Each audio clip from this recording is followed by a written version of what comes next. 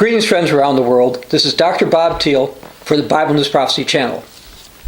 Are we going to see a naval conflict between the United States of America and the Europeans? Is such a thing prophesied? Well, I believe that it is. But before we get to the prophecies, I'd like to read a little bit from something that was published by Defense News. Tank-killing missile tests Europe first weapons policy. The defense chiefs of France, Belgium, and Cyprus have signed an agreement to pursue a common anti-tank missile meant for wider adoption in Europe. And this is being done under something called PESCO, which is a permanent structured cooperation agreement that the Europeans made together so they can basically develop their own independent military. Now, I'd like to go back to the Defense News article. According to still emerging rules for access to European defense projects, only members of the European Economic Area are eligible for EDF funding and collaboration-inducing mechanisms promised by PESCO. In the end, it seems a good number of PESCO projects come with a vendor team pushing a specific product under the banner of European unity. So there's four things I'd like to mention about this. First of all, notice it was Europe first. Second, this is another European military move being done under the guise of PESCO. Third, notice that the Europeans want to develop their own military production capabilities. And fourth, this is being done in order to promote European unity. Well, what's the intent of European unity? Well, actually, a European empire. Now, Europe is mentioned many times in the Bible. We can see under prophecy that Europe represents the 10-horned beast in Revelation chapter 13, verses 1 through 10. Also one called 666. And furthermore, it's the power that's called the King of the North in the book of Daniel. And I'd like to read some things regarding that King of the North from Daniel chapter 11. First, I'm going to read from the New King James Version of the Bible. At the appointed time, he shall return and go toward the south, but it shall not be like the former or the latter. For ships from Cyprus shall come against him, therefore he shall be grieved, and return in rage against the holy covenant and do damage. So he shall return and show regard for those who forsake the holy covenant. And if you continue in Daniel 11, you'll see that this particular individual has problems with basically those who hold to the Holy Covenant. In other words, true Christians at the time of the end. He's going to cause persecutions and various other things to happen. But what I want to focus on here is, notice in the New King James Version of the Bible, in verse 30, it uses the word Cyprus. Now, this is a mistranslation. Now, the Old King James uses the word Chittim, or Kittim, which means western lands. So it shows here that something is going to affect the King of the North from the west. So I'd like to read a different translation. This will be from the New Living Translation of Daniel 11, verse 30. For warships from western coastlands will scare him off, and he will withdraw and return home. But he will vent his anger against the people of the Holy Covenant, and reward those who forsake the covenant. Now, interestingly, there's something similar to this in the book of Numbers. In Numbers chapter 24, verse 14, let me read something from the New King James Version. Come, I will advise you what this people will do to your people in the latter days. So we hear this is a latter day prophecy from the book of Numbers. And we know we're talking about the appointed time of the end in Daniel chapter 11. So we're talking about the same time. Now I'll read verse 24, first from the New King James. But ships shall come from the coasts of Cyprus, and they shall afflict Asher and afflict Eber, and so shall Amalek until he perishes. Now I want to read verse 24 now from the Bible Basic English translation. But ships will come from the direction of Kittim, troubling Asher and troubling Eber, and like the others, their fate will be destruction. Now I'd like to read from another translation, this time from the Orthodox Jewish Bible. And the reason I'm giving these multiple translations is to show you that it's just not my opinion what this is trying to say. And ships shall come from the coast of Kittim, Cyprus, and shall afflict Asher, Assyria, and shall afflict Eber. And also shall be unto destruction.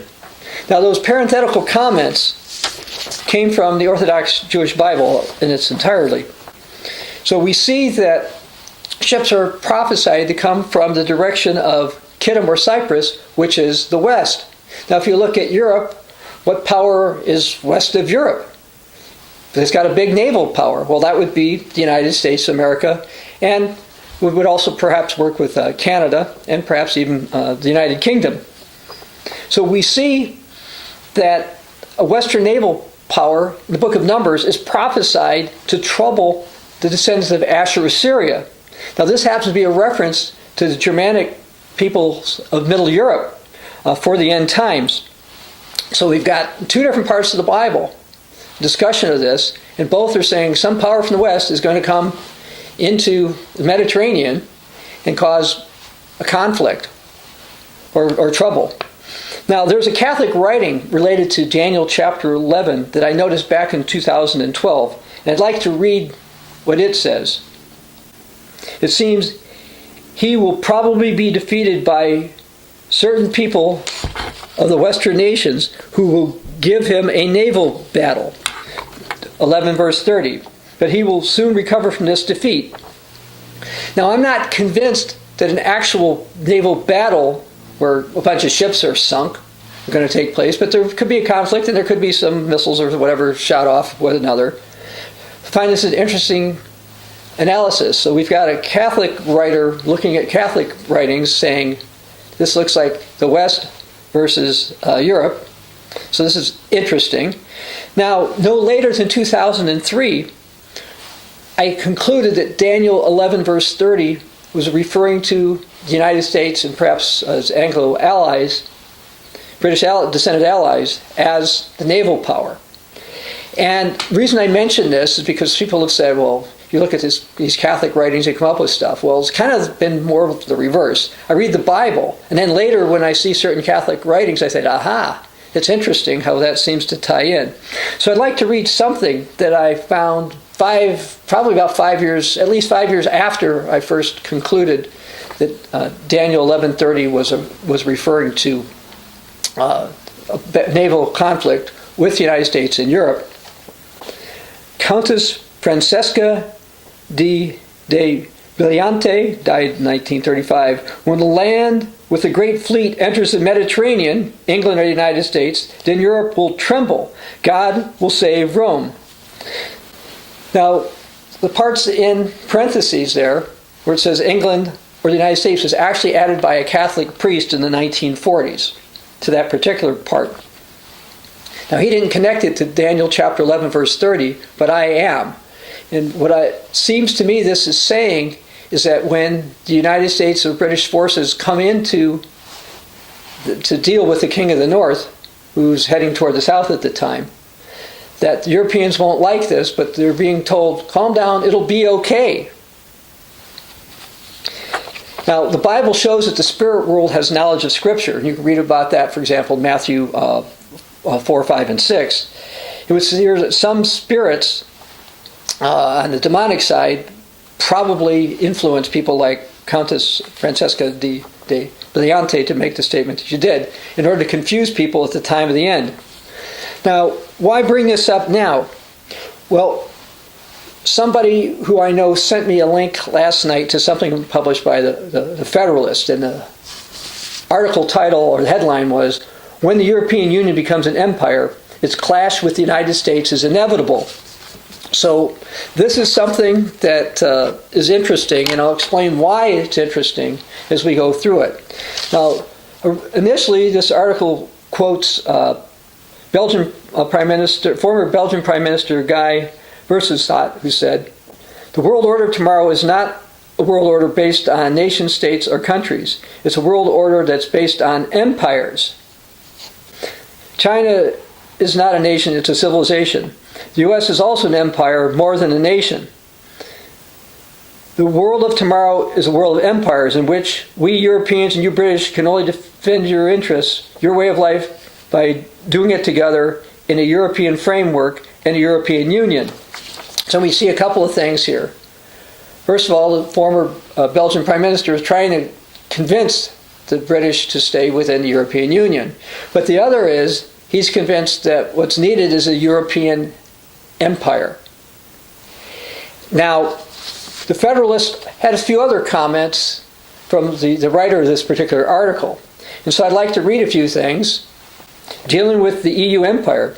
To return, therefore, to the problem at hand, the European Union is shaping into an empire, and sooner or later, the United States, as a maritime great power, will come in conflict with it. That is a structural issue, and it is inevitable. Any power consolidating the European landmass would have so much material, financial, demographic power, it would be a threat to other land and maritime powers around, including the United States, United Kingdom, or even Russia. As I repeatedly said, the EU is a single empire under one flag, one liberal faith, one fiscal military union, will never coexist with an American-led world. Sooner or later, due to their differences of interest, Washington and Belgium and Brussels will be on opposing ends. Isn't that interesting? I don't believe this particular writer was looking at Daniel chapter 11, verse 30, which specifically prophesies a maritime problem, a naval issue that's going to arise, a conflict between the United States and Europe. And yes, conflict is going to come between the United States and Europe. Now let me get back to the article from the Federalist. The EU won't need to match toe-to-toe with the U.S. military might. It can simply have a separate currency to dollar's domination and take away the U.S. financial coercive power of sanctions, or even worse, throw its weight behind China or even Russia against U.S. companies. Well, while that's a separate matter, yes, eventually the U.S. dollar is going to be dethroned as the world's primary currency. The Europeans, the Russians, and the Chinese, by the way, are all working on this. But back to the article. U.S. policy makers who still think geopolitically will have to think of a divide and rule for EU sooner or later. And UK will have to decide whether to side with the EU or an American empire. And that's a reality and what we're seeing happening now. There's all kinds of conflict with Brexit, but basically many in the United Kingdom are looking to align with the United States empire as opposed to the European empire. Now, I'd like to read the last few comments from this article in the Federalist. All of that is true and inevitable, and someone should remember this column when that comes to pass. But more importantly, any Brit or American who values sovereignty needs to realize that more than the EU, the issue at hand is the internationalists within working tirelessly to capture the institutions to promote their stateless and genderless egalitarian utopia. Now, the reason I mentioned this is he brought up a European utopia. On May 6, 2016, when he received the Charlemagne Prize for promoting European unity, Pope Francis said he dreamed of a European utopia. And by the way, we have a Bible News Prophecy video on it called Pope Francis Dreams of European Utopia. So this idea of having some kind of a European utopia, that is what they're working on. Now the Bible, of course, doesn't make it sound like it's going to be some kind of a utopia, but that's what many are working towards. And many in the United States and throughout the rest of the world do not realize that this is what the Europeans are trying to do, and they do intend to build some type of an empire. And they're in the process of doing it right now. Now, getting back to Daniel chapter 11, verse 30, I want to comment that a major battle per se is not really shown to happen. There'll be some kind of conflict, and again, there may be some kind of violent action. But it may only just be a show of naval force. And so what may happen is because of this, the Europeans may make some type of deceptive deal with the United States. As a matter of fact, I'm convinced they're going to lie to the United States about it. And one of the reasons that I am is if you go further down in Daniel, let's go to Daniel chapter 11, verse 39, to see something that the king of the north is going to do. Thus he, that's the king of the north, shall act against the strongest fortresses with a foreign god, which he shall acknowledge and advance its glory. And he shall cause them to rule over many and divide the land for gain. Well, it happens to be the United States and its Anglo-Saxon allies that currently have the strongest fortresses. And the book of Lamentations, by the way, talks about a power like the United States being betrayed by its friends. Its friends will become enemies, so this is consistent with that. Now, the Bible shows that Europe is going to be a warring power, Daniel 11:39 to 44 specifically. And if you go to the book of Revelation, Revelation chapter 13, starting in verse 3, we see the world's going to marvel about this European beast power that's going to rise up. And I saw one of his heads, as if it had been mortally wounded, and his deadly wound was healed. And all the world marveled and followed the beast. So they worshipped the dragon who gave authority to the beast, and they worshipped the beast, saying, "Who is like the beast? Who's ever to make war with him?" Well, this particular beast of Daniel 13, and the he of Daniel 11:39 is talking about a European power. Europe is looking to rise militarily. They are taking more and more steps. The Bible says, by the way, that the king of the north, which will be a European power, in Daniel 11 verse 25, is going to end up with a great army, and they're building it now. Historically, the United States and United Kingdom have been opposed to Europe developing its own independent military and army, but this is happening now. They had hoped they would just stay within the guise of NATO, but instead we see something called PESCO, Permanent Structured Cooperation between the Europeans, in order for them to develop the type of military might and influence for the empire that they want to have, and that the Bible, by the way, says that they will attain. Understand that the current world order, dominated by the United States, United Kingdom, the Anglo-dominated world order, that is going to change. And by the way, we also have a Bible's Prophecy video called "The New World Order is Leaving the U.S. Behind" that you can watch as well. Now, when you see the conflict in Daniel chapter 11:30 take place, please understand that this means that the end of the United States is very near. It's close to the start of the time of the Great Tribulation.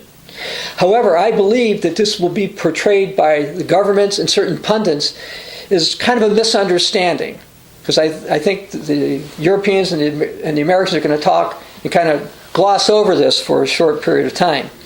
But what that brings to mind is 1 Thessalonians chapter 5, verse 3. I'd like to read something the Apostle Paul was inspired to write. "For when they say peace and safety, then sudden destruction comes upon them as labor pains upon a pregnant woman, and they shall not escape." And that's likely to happen right after Daniel 11, verse 30 is fulfilled. Now let's go to the next verse in Thessalonians. "But you, brethren, are not in darkness, so that day should overtake you as a thief." If you're a true Philadelphian Christian, when you see Daniel 11:30 fulfilled, understand that the Great Tribulation that Jesus talks about in Matthew 24:21 will be at the door.